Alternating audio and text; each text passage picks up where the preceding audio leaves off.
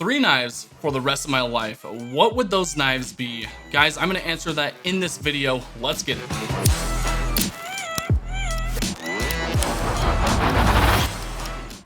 Welcome back to Everyday Minimalist. My name is Brandon and I hope you're having an awesome day. So my buddy Brad over at Screaming Pirate EDC had tagged me in a video asking if I were to carry three knives for the rest of my life, what would they be? Guys, that is an incredibly hard question to answer, especially because I have 30 to 45 different knives in my collection. I've actually postponed this video for about 3 weeks because it was so hard to pick. But I finally come up with a conclusion and I'm ready to show you guys what I've got. So let's kick it off with my number 3 pick. That would be the ProTech Malibu. Guys, if you don't know what the ProTech Malibu is, it is one of the most minimalistic designs out there. If you're interested in seeing my full review on this knife, then go to the description below. I will leave a link there so you guys can check that out. Now, the reason why I chose the ProTech Malibu is because it is super ultra minimalist. They kept the blade pretty much sterile. You've got a very sterile looking aluminum handle. You have a recessed deep carry pocket clip with recessed screws, and the locking mechanism is absolutely incredible. The push button lock is one of the biggest selling points of the Malibu, and that is exactly why I picked this for spot number 3. It's because it's just super fidget friendly and it's made of premium materials. You've got 20 CV blade steel and then aluminum handles, so you know that this thing is going to last for a lifetime. Coming in on spot number 2 would be this guy. Now this is going to be super controversial, guys.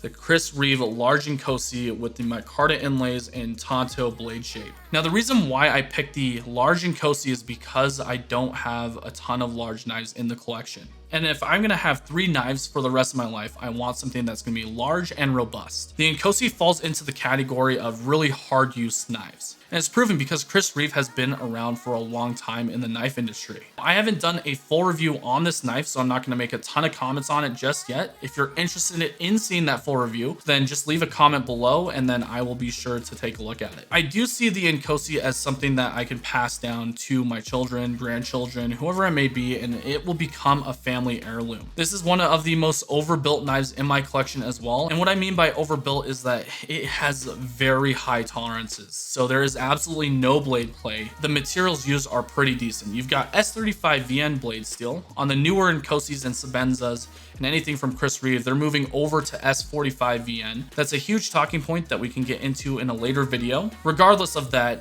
this thing feels like a complete tank, and this will definitely stay in my collection for the rest of my life, and I can guarantee that. So let's talk about my pick number 1. That would be the Benchmade Anthem. This is one of my all-time favorite knives, and I'd even go as far as saying that this might be in my top 3.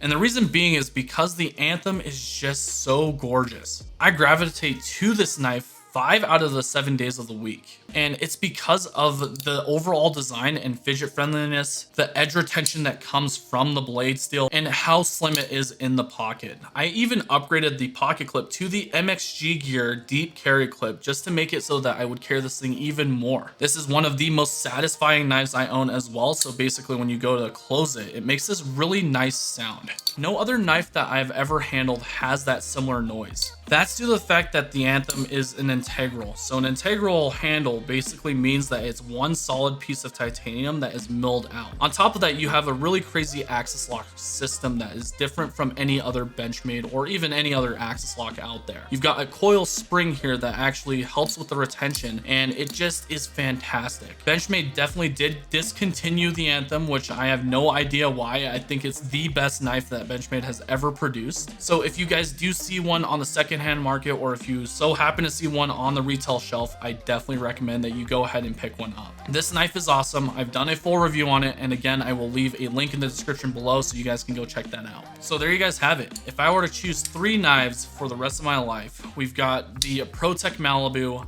the Chris Reeve Inkosi, and then the Benchmade Anthem. These knives are the trifecta, and I would be happy to have these for the rest of eternity. So I'm actually super curious on what your guys' picks would be. Go ahead, leave a comment below. You don't have to own the knife. Just let me know what your top 3 knives would be. Now, before you guys go, I wanted to try something new. I want to start featuring your guys' pictures and EDC loadouts on my channel here on YouTube as well as Instagram. So we're going to create a new hashtag. It's going to be hashtag EDM carry. I'll be looking through that new hashtag every single day for who knows how long, and hopefully you guys get featured on one of my videos or in an Instagram story. Aside from that, guys, thank you so much for spending your time with me today, and we'll catch you on the next one. Peace out.